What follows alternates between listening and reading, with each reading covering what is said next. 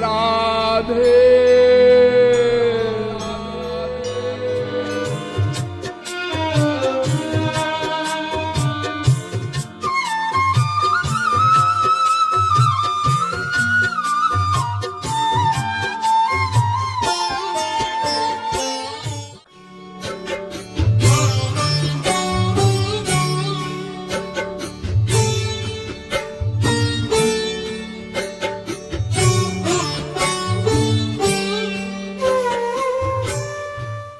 जीव शक्ति यानी हम लोग चैतन्य शक्ति हैं और माया ये भगवान की जड़ शक्ति है। आप कहेंगे माया जड़ है, अजी इतना कमाल करती है माया, आप कहती हैं जड़ है। हाँ जड़ है। अजी हमने तो ऐसा पढ़ा है कि शिव चतुरानन देखी डेराही तो अपर जीव के ही लेखे माही।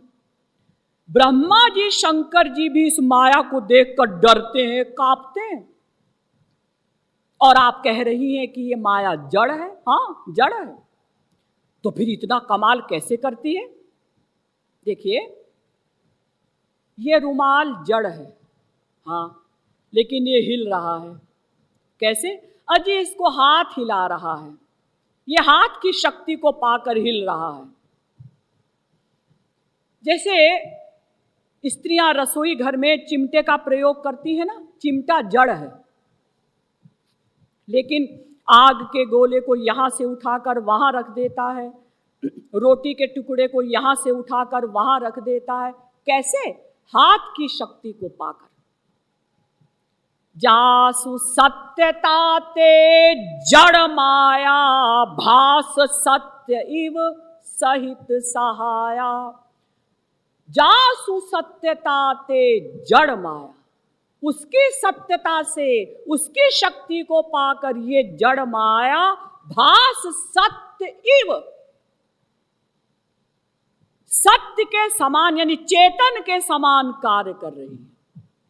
लेकिन जिस प्रकार से वो चिमटा हाथ को चैलेंज नहीं कर सकता, ये रुमाल हाथ को चैलेंज नहीं कर सकता कि बिना तुम्हारी शक्ति के हम हिल जाएंगे, कर्म कर लेंगे, ऐसे ही ये माया भगवान को चैलेंज नहीं कर सकती। जो माया सब जगह ही नचावा और जासु चरित लखी काहू न पावा।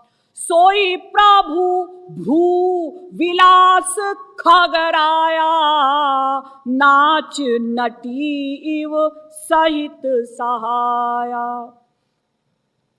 जो माया सारे संसार को नचा रही है, वही माया भगवान के सामने हाथ जोड़कर खड़ी रहती है, भगवान की भौहों को देखती रहती है, कहीं भौहें टेढ़ी ना हो जाए।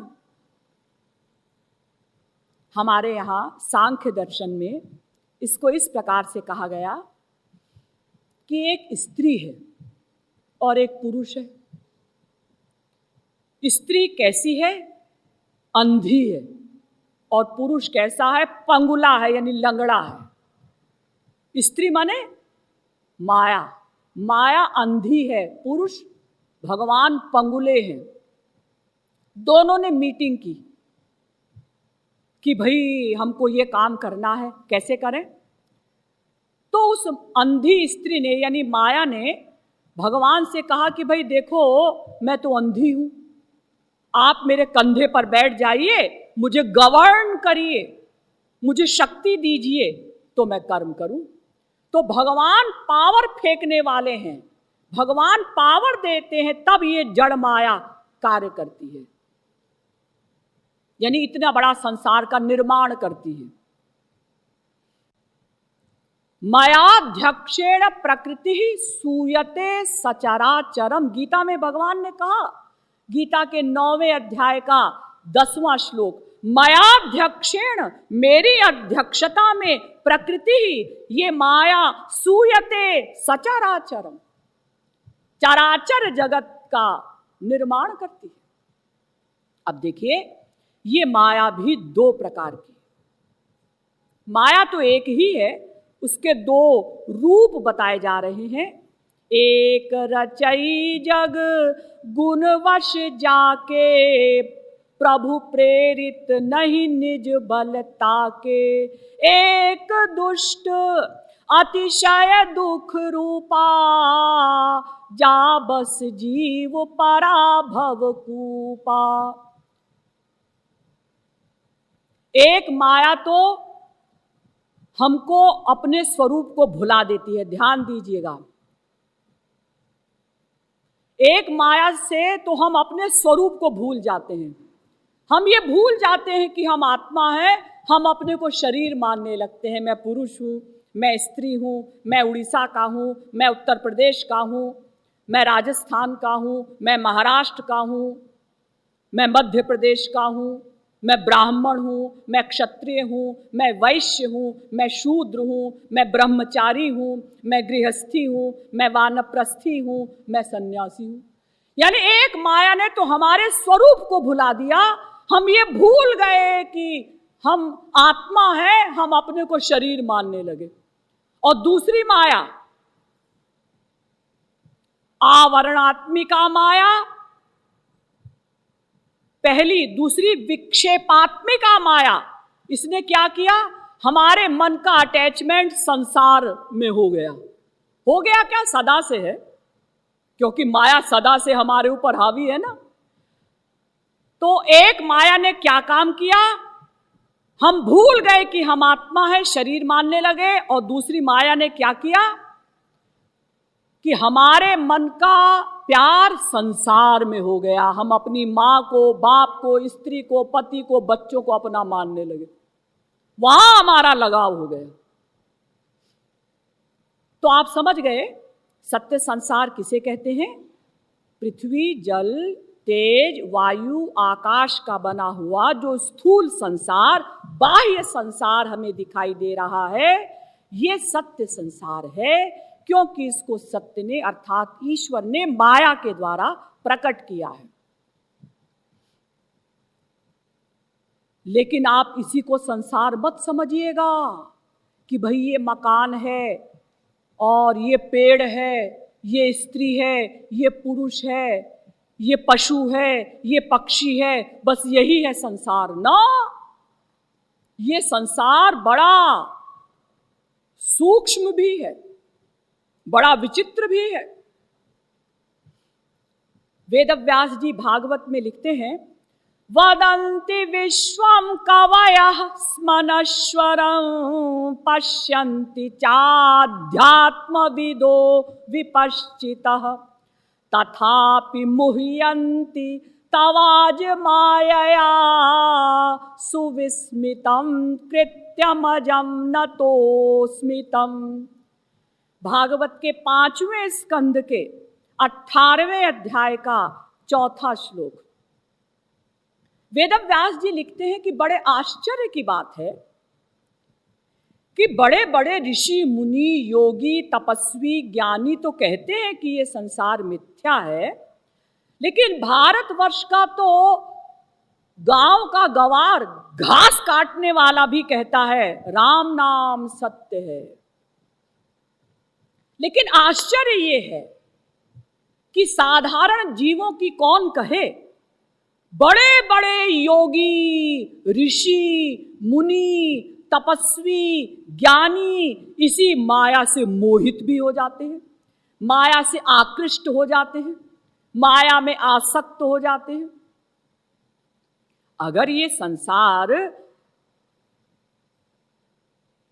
मिथ्या है तो इस माया से बड़े बड़े लोग कैसे मोहित हो जाते हैं? इसका मतलब एक और संसार है कोई, जिसको हम मिथ्या संसार कह सकते हैं। वो कौन सा है?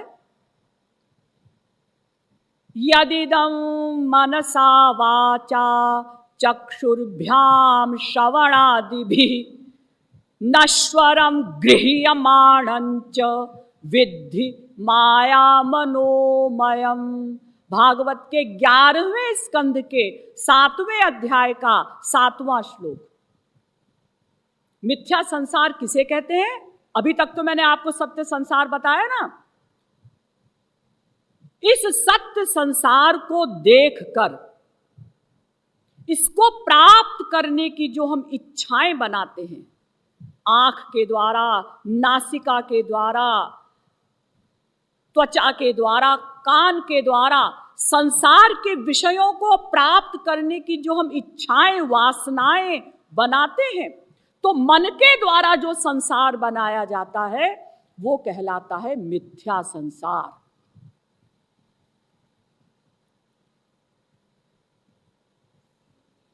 तो आप समझ गए, सत्य संसार जो दिखाई दे रहा है और मिथ्या संसार। इस सत्य संसार को देखकर इसको प्राप्त करने की जो हम इच्छाएं बनाते हैं, पांचों ज्ञानेंद्रियों को, विषयों को प्राप्त करने की वासनाएं जो हम बनाते हैं, तो मन के द्वारा जो संसार बनाया जाता है वो कहलाता है मिथ्या संसार।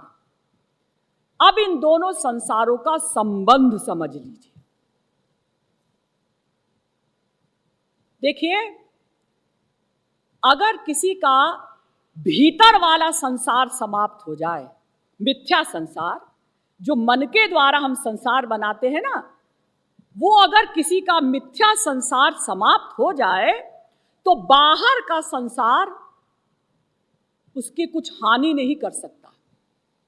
अगर किसी प्रकार से हमारा भीतर का संसार नष्ट हो जाए, चला जाए, समाप्त हो जाए, तो बाहर के संसार से हमारा बाल भी बांका नहीं हो सकता। इसीलिए भरत ही होई न राज मद, विधि हरिहर पद पाय।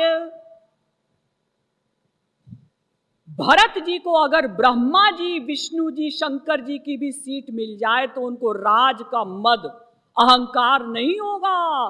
क्यों? क्योंकि उनका भीतर का संसार, मन का संसार, मिथ्या संसार समाप्त हो गया है, तो बाहर का संसार उनका कुछ बिगाड़ नहीं सकता। इसीलिए हमारे यहां बड़े बड़े संत आए, इसी संसार में रहे, लेकिन उन्होंने सर्वत्र भगवान का ही दर्शन किया। सर्वम खल विदम ब्रह्म, छांदोग्योपनिषद, तीसरे प्रपाठक के 14वें खंड का पहला मंत्र। सब जगह ब्रह्म ब्रह्म ब्रह्म ब्रह्म। ईशावास्यमिदग्वम सर्वम, ईशावास्योपनिषद पहला मंत्र।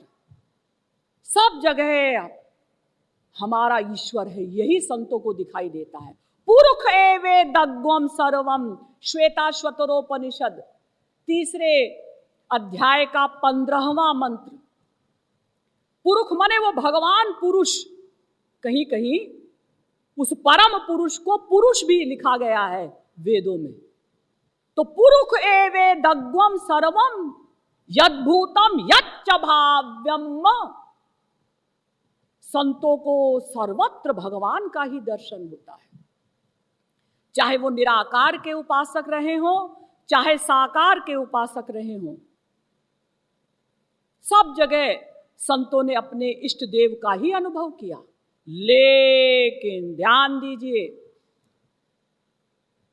अगर किसी का मिथ्या संसार, भीतर का संसार बना हुआ है और बाहर का संसार नष्ट भी कर दिया जाए, समाप्त भी कर दिया जाए, तो भी वो खतरे में है। खतरे की मात्रा में कोई कमी होगी, ये भी कोई श्योरिटी नहीं। जैसे मान लीजिए किसी का बेटा विदेश चला गया है, विलायत चला गया है, अब आप उसको नहीं देख रहे हैं, वो आपके सामने नहीं है। वो अगर वहां मर भी गया हो तो किसी को पता नहीं। यानी बाहर का संसार, स्थूल संसार आपके सामने नहीं है, ना आप उसके शब्द सुन रहे हैं, वो तो हजारों मील दूर है ना विदेश में। ना आप उसको देख रहे हैं, ना उसके शब्द सुन रहे हैं, ना उसका स्पर्श कर रहे हैं, ना आप उसे सूंघ रहे हैं। पांचों ज्ञानेंद्रियों का विषय आप उसका नहीं प्राप्त कर रहे हैं, लेकिन आपका उससे अटैचमेंट है। तो आप अपने बेटे का चिंतन करके बेहोश भी हो सकते हैं, मर भी सकते हैं।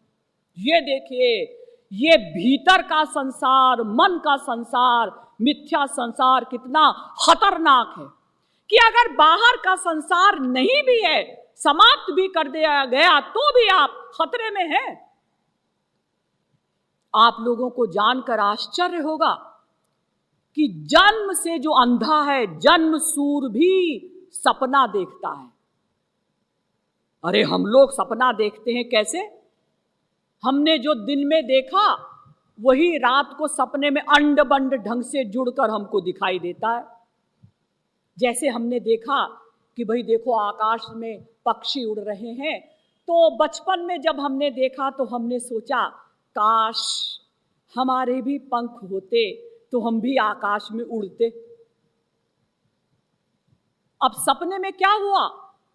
हम पक्षी तो नहीं बने, मनुष्य ही रहे, लेकिन हमारे पंख लग गए और हम आकाश में उड़ने लगे परियों की तरह।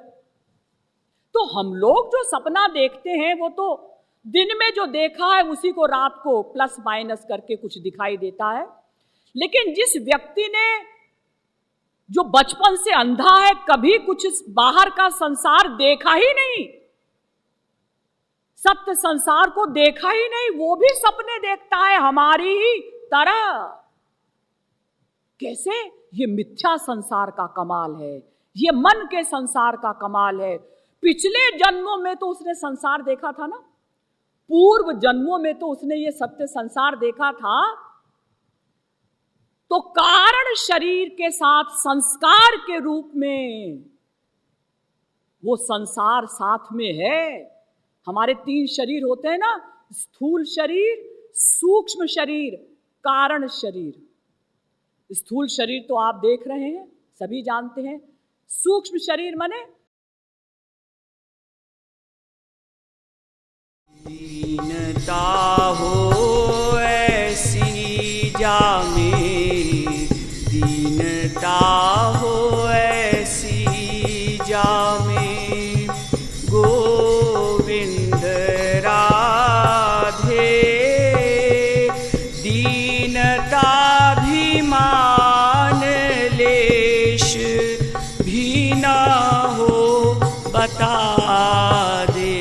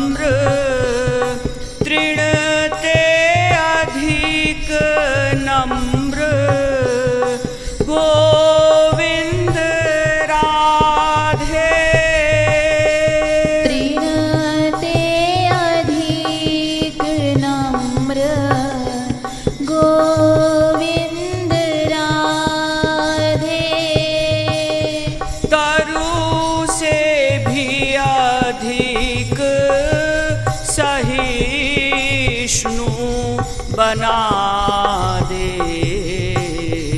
तरु ते भी अधिक सहिष्णु बना दे। सबको दूं सम्मान, सबको दूं सम्मान,